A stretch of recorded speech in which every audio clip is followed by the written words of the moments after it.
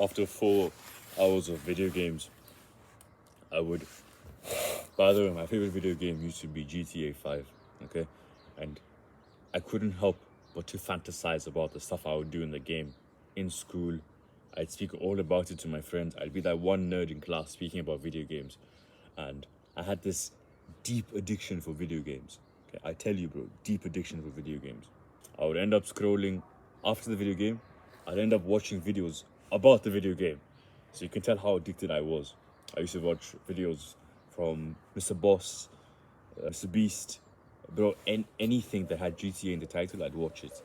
And after the video game, after the strolling, I would proceed to eat my sugar-filled, estrogenic classic, bro. Milk and rusks. Okay, the estrogens from the cow's milk and the sugar from the rusks. Perfect combo, bro. Amazing. I was a chef back then. Okay, so I would eat that. Okay, I would eat that immediately, squeeze out more pleasure from the video games, and continue playing video games until it was late. Then I'd take my hot shower, even destroying my testosterone even more with the heat. I would end up going to bed, watching more videos about my video game, and wake up in the morning. The first thing I think about was my video game.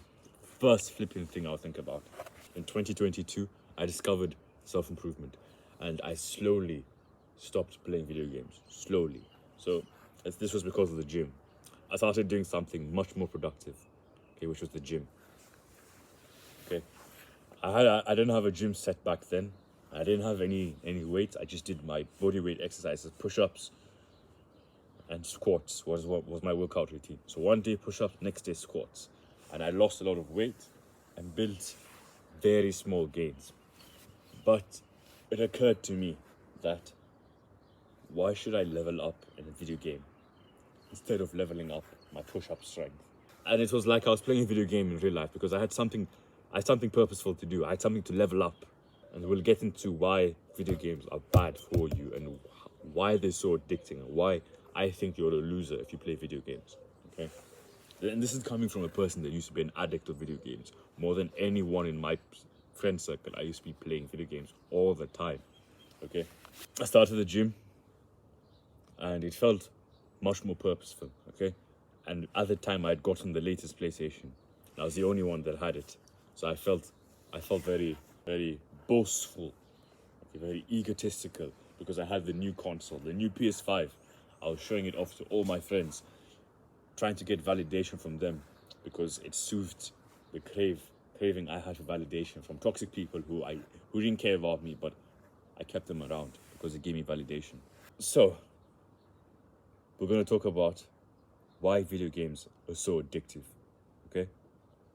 And by the way, I had 40,000 hours across all video games. 40,000 hours. To put this into perspective for you, they say it takes 10,000 hours to master a skill.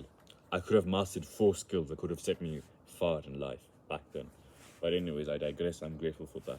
So, the first thing video games do is they give you this false sense of progression. Let's go deeper into this. As a man, as a boy, being a male, whatever form you are, bro, animal, mankind, human, whatever, we crave progression towards some sort of goal, okay? That is what gives us the most fulfillment in our life, progression towards a goal. Once a man is stripped off of that, he's living a shell of an existence, and he can't relate to that man who's on his purpose, progressing to a goal, okay? So progression is what we crave deep inside of us, okay? Now, what video games do is they give us this false sense of progression. We can't progress in the real world. We can't do stuff that will progress us. We can't get big pecs. We can't get big arms. So we turn to video games, and that new car, those new clothes in the video game, the new sword in Minecraft, the netherite sword, all that is a progression, and it's addictive to us because it soothes that crave for progression in life. So it gives us this false sense of progression. Now, the second thing it does is it gives us status. Another thing we crave is status, okay?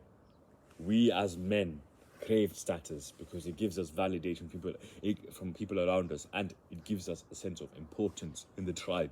Okay, imagine you had one tribe and another tribe. This one tribe had 50 cows.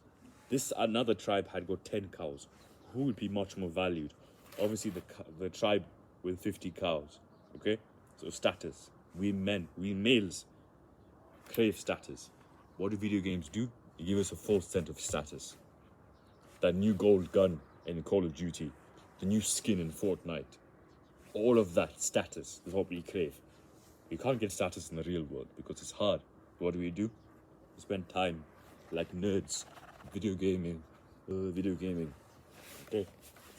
The third thing it does is the man you become when you marry your self-esteem, your well-being, your identity with video gaming. When you marry the two, you become an idiot, bro. I used to have shirts that say I'm a gamer. I used to speak to girls about gaming. I used to speak to boys about gaming, teachers about gaming, bro. I was obsessed over it. And the man you become, bro, you become a mediocre man. No one takes you seriously because you only care about your virtual world. In the virtual world, you're a dragon slayer in Minecraft. You are a Call of Duty op. Okay? But in real life, you're merely a man, bro. You can't lift a dumbbell, bro. If I gave you 20 kilo dumbbell, you can't reach it. You can't carry it, bro. So marrying your identity, your self-esteem, your well-being to gaming makes you a mediocre man.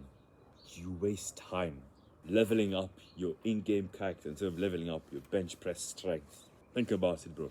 You waste time in a virtual world, okay? Instead of leveling up in real life, you level up in the virtual world. And bro, when you die, okay, when you're on your deathbed, you will not say, I'm so grateful I spent 20,000 hours killing people on Fortnite. You won't say that, bro. Instead, you will say, I'm so grateful I spent 40,000 hours in the gym building a physique that I'm grateful for. You waste time, bro. It's completely a waste of time. People say, oh, everything in moderation is best. Bro, flip that advice. That advice is nonsense, utter nonsense. If you come to me and say, I play video games, I look at you with a scornful look and I disrespect you because one, I know that you don't spend much time doing productive stuff, and two, your whole life is based in the virtual world. Unacceptable. Completely unacceptable. Just visualize the look on your ancestors when you tell them, oh yeah, I play video games. Yeah, mate, I play video games. Just visualize how disgusted they will look at you. Instead of building yourself as a man, doing productive stuff, you're doing something unproductive, just giving yourself instant gratification. And bro, the pleasure stops immediately when you stop gaming. Immediately when you turn off the console, when you turn off the screen, the pleasure stops just like that. Doesn't last long, just stops then. And you're left with the guilty feeling you experience when you realize that you've just wasted 6 hours of your life on a video game, bro. Ew. Yucky. Another thing video games do is they give you this false sense of brotherhood. Now, you don't have friends in real life, so what do? You go to your video game console and make video game friends. Here's a problem with that, okay? The friends you make on video games are only friends with the video game. They are instant gratification partners. And once you stop gaming, once the console is off, once the Wi-Fi is off, your friendship dissolves into nothing. It dissolves into an oblivion. And I'm talking to my younger self then, because back then I used to value my video game friends so much. My mom and dad would question this, and I would be so defensive, like, no, he's my friend, Let me tell you a story, okay? I once had this 20-year-old friend. By the way, I was like 13 at the time, 12 at the time, 13, 12, even 14. And no, not 14, I was 13, yeah. So I met this friend called Dylan. We met on a video game called GTA 5. and we were playing online, and we met, we laughed. I invited him to my party. We talked, we spoke, and we bonded. Okay, bonded. And this was around the time I was discovering self-improvement, and I realized that it's not a woohoo, wishy-washy realization. This was true. I realized that as soon as I turned off my console and would focus on my studies, my friendship with this guy dissolved into nothing. And bro, he went through the education system. He barely did good, and he had a job, a mechanic. Okay, a mechanic. He worked for someone else, and all the money he got, he spent it on video games. After work, he'd play his video games. He was a full-grown man, and he played video games. I realized how much he held me back in my success, because when I stopped video gaming and I think of my friendship with him, I felt obligated to play video games with him. So I was backtracking on my self-improvement, having him as a friend. So we played our last session. I typed him a long message. I told him, I can't be friends with you because you are backtracking my success in self-improvement, and having you as a friend just makes me more obligated to play video games. Our friendship was which is based on instant gratification, nothing deeper than that. He gave me advice, good advice, but if right now, when I look at the advice he used to give, if I listen to that advice, I would only become him. When you listen to average advice from average people, you should not expect to be anything better than average. And that was true. And it is true now as well. So I blocked him. We stopped being friends.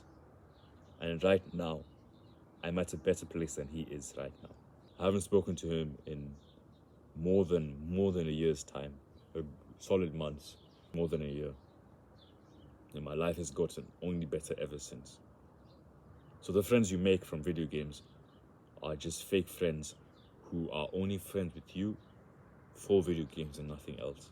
It's the same with any instant gratification activity. The friends you make from that instant gratification activity are nothing better than just friends with the instant gratification activity. Once the alcohol is gone, once the video games are gone, once the drugs are gone, once whatever is gone, your friendship is gone as well. They look at you with a weird look when you tell them, I don't want to do this anymore. I also once had a friend called Ayan Ali, and me and him would also play video games, and he was also capping my potential. And I kept him around. He was toxic as hell to me, and he made me realize how fat I was. He body shamed me. He did a lot of bad stuff to me, and our friendship was just based on instant gratification. And I blocked all of them, cut them all off. And now I'm living a life where my younger Ahmad wouldn't expect me to be at this level. And I'm grateful for him making such big decisions relative to him at the time. Have some respect for yourself, bro. Stop your gaming, bro. It's just all a coke, bro. Stop your gaming, bro. Seriously speaking, you're wasting so much time. You're wasting so much potential. Your competition does not sit down and play video games. When you play video games, you willingly slow down this competition of mankind, and the resources you would have gotten in this race as a winner, your competition has taken it because you decided to listen to all the advice on YouTube and just play video games 1 hour a day. It's not 1 hour, bro, trust me. Video games. Yeah, man. Over and out.